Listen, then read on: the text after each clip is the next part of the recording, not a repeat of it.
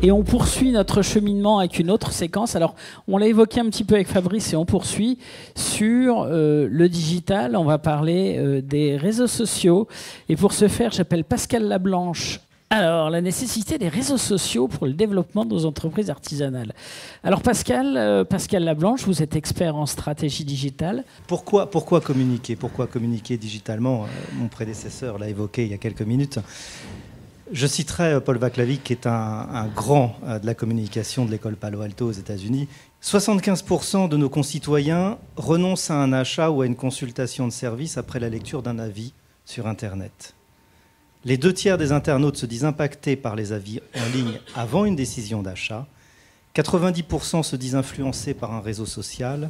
Et 75% googlisent avant une rencontre, un recrutement ou un choix. J'y vais ou j'y vais pas sur ces fichus réseaux sociaux? Bah ouais, c'est dur. En fait, j'aurais envie de vous dire non. Avec l'adage « vivons heureux, vivons cachés ». On est tranquille, pas de community mais ça marche plus comme ça. Pas de créativité, Pascal. rien à faire, c'est peinard, c'est le pied suprême. Mais non. Ça marche plus comme ça. Et en fait, on peut être totalement contre ces fichus réseaux pour tous les travers qu'on leur connaît au quotidien. Et puis notamment parce qu'ils nous font passer parfois pour des has-beens auprès de nos enfants. Mais on ne peut pas s'en passer. On ne peut pas ne plus communiquer aujourd'hui. Alors c'est comme ça, c'est aujourd'hui la réalité. Et on est devenu d'autant plus dépendant qu'on a ces petits appareils là qui sont posés sur la table, ces espèces de smartphones. Vous savez ce qu'on tripote en moyenne? Non, ne me faites pas dire ce que j'ai pas dit. Le téléphone 150 à 200 fois par jour. Pourquoi? Parce qu'on veut voir si on a un message, on veut voir si on est quelqu'un d'important, on veut consulter son réseau. On ne peut plus ne pas communiquer. On est dedans. Voilà, c'est bien, c'est mal. C'est un débat presque philosophique. C'est philosophique. Mais en tout cas, on y est. Et on en a besoin. Et nos entreprises en ont besoin au quotidien. Chaque réseau a son propre public. Chaque réseau a ses objectifs. Chaque réseau a ses règles. Et il est important, et là ça rejoint la formation dont on parlait tout à l'heure, il est fondamental que demain, avant d'aller sur un réseau, je me pose la question de la formation à ce réseau. Que je ne prenne pas des codes, des usages que j'ai pu voir ci et là, que je n'écoute surtout pas mes enfants en termes de communication, mais surtout que je fasse appel à des gens qui savent, parce que la communication a ses revers, mais a aussi ses travers. Le site internet, même pour un artisan, c'est presque la base aujourd'hui. Vous ne pouvez pas vous en passer. Après, tout le reste, c'est de la stratégie digitale. Et c'est là où on commence à faire appel à des professionnels. Mais les professionnels, il faut aussi s'en méfier parfois. Donc, formons-nous avant, notamment à toutes ces disciplines, et vous le disiez juste avant, qui ne font pas partie du cœur de l'artisan, parce que l'artisan, c'est un métier avant tout, c'est une passion, c'est une envie, c'est des doigts en or, c'est une réflexion, c'est une capacité de faire. Et donc, oui, vous n'êtes pas formé parce que vous n'avez pas fait une école de communication, une école de commerce. Et donc, il faut se former à l'utilisation de ces différents réseaux. Vous êtes tellement nombreux en termes de profession que chacun va devoir trouver l'objectif qui va être le sien dans l'utilisation d'un réseau. Augmenter son chiffre d'affaires, par exemple, certains vont le faire. Ça peut être une stratégie de fidélisation client, parce que l'avantage du réseau, c'est qu'on a une interactivité permanente. Certains objecteront, à juste titre, c'est bien l'interactivité, mais ça veut dire qu'il va falloir que je m'en occupe. Ouais. Eh oui, il faut s'en occuper et ce sont des coûts. Alors cette stratégie de fidélisation, cette interactivité qu'il va y avoir entre vous et vos clients, mais aussi vos prospects, constitution d'un fichier client en termes de prospection, événementiel. Vous communiquez le samedi avant que tout le monde aille au marché et fasse un petit détour par la pâtisserie et la boulangerie pour profiter pleinement de ce que cet artisan a fait. Et c'est ça la communication digitale, c'est à la fois de la géolocalisation, c'est-à-dire quelle cible, où, quand, et de la chrono, c'est-à-dire à quel moment stratégique je vais communiquer. Donc on peut utiliser cette stratégie, mais aussi celle de l'image. L'image est fondamentale aujourd'hui. On vit tous dans un monde d'hyperconnexion, d'hyperconnectivité. L'image, c'est celle que je vais véhiculer, c'est celle que je vais promouvoir, avec toujours le petit bémol de la réputation et de l'image que je vais mettre en avant, qui rejoint la formation. Cette image, c'est mon image de marque. Vous allez me dire, c'est immatériel. Ouais, c'est vrai, je suis d'accord avec vous, c'est totalement immatériel.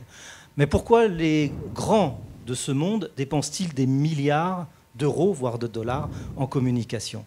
votre valeur ajoutée, votre professionnalisme. Alors certains d'entre vous me diront, ouais, c'est bon, je suis boulanger, je suis artisan, je suis coiffeur. Et je suis implanté depuis 20 ans et je suis connu.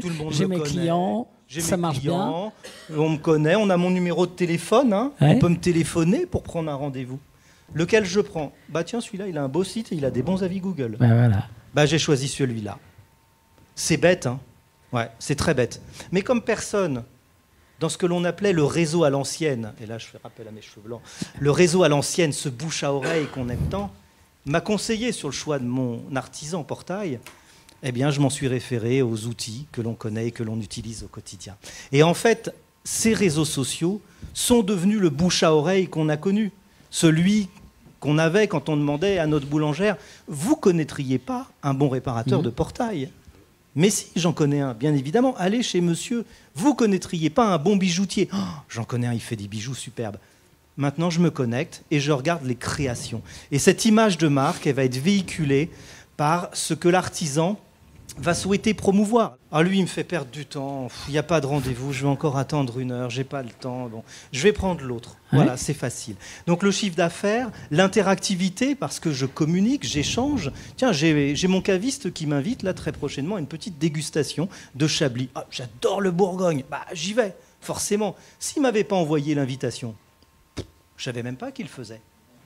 Donc il promeut son image, il interréagit, il m'invite, j'y vais. Et puis après, vous pouvez décliner ça en autant de circonstances que vous le souhaitez et en autant de verticales métiers que vous représentez les uns et les autres. Trouvons celui qui n'en a pas besoin. Moi, j'en ai pas besoin. Non, aujourd'hui, on ne peut pas ne pas communiquer. Ouais. On est vraiment immergé en permanence dans cet univers. Encore une fois, à tort ou à raison, mais en tout cas, on y est.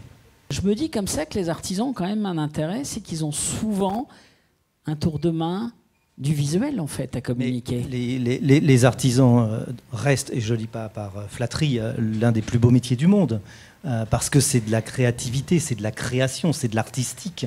C'est-à-dire qu'on arrive à avoir une compétence qui mélange le savoir et le visuel. C'est extraordinaire. Donc, en termes d'image, et c'est là où ça devient presque désolant pour tous ceux qui ne le feront pas, c'est que, et c'est pas pour vous bousculer, mais franchement, il y a de l'or dans les mains. Alors pourquoi le visuel est devenu important? Parce que la génération, c'est ainsi, est devenue une génération de l'audiovisuel. Voilà, l'écrit, on peut le regretter, en tout cas certains d'entre nous le regretteront, l'écrit perd de sa prédominance au profit du visuel et notamment de l'audiovisuel. C'est un changement de société qui s'opère. Tous les artisans ont une histoire à raconter. Le coût, c'est difficile de le monitorer. Le coût, c'est très difficile parce que vous avez des agences spécialisées, vous avez des grands opérateurs comme Solocal. Ça a effectivement un coût qui peut aller de quelques centaines d'euros à quelques dizaines de milliers d'euros. La rentabilité de l'investissement, comme je le disais de manière un peu provocatrice tout à l'heure, elle n'est pas évidente. La mesurer, oui, on peut le mesurer dans des grandes entreprises avec des outils marketing, mais pas directement chez vous. En revanche, je prendrai le verre à l'envers, c'est-à-dire que si on ne le fait pas aujourd'hui, on va voir effectivement l'activité décliner à un moment donné. Donc la question, elle ne se pose plus dans ce sens. Faut-il que j'y aille et est-ce que ça va me coûter du pognon? C'est plutôt, si je ne le fais pas, je risque en fait de disparaître du scope qui est celui de là où je suis, voire, suivant vos activités, d'un scope plus large en région ou à l'échelle nationale. Et dans ce cas-là, je vais toucher du doigt le fait que ça ne m'a pas coûté grand-chose, mais que ça ne me rapporte plus grand-chose. Quand on est artisan et qu'on n'a pas cette culture de la communication, qu'on ne va pas forcément effectivement se payer une agence de communication des dizaines de milliers d'euros, eh bien, je pense qu'il faut vraiment se former à l'utilisation des mots et de la langue en communication pour faire en sorte que le boomerang ne revienne pas violemment juste après la publication. Finalement, le message, il est, il n'y a pas le choix. On y va. Et après, on n'y va pas n'importe comment.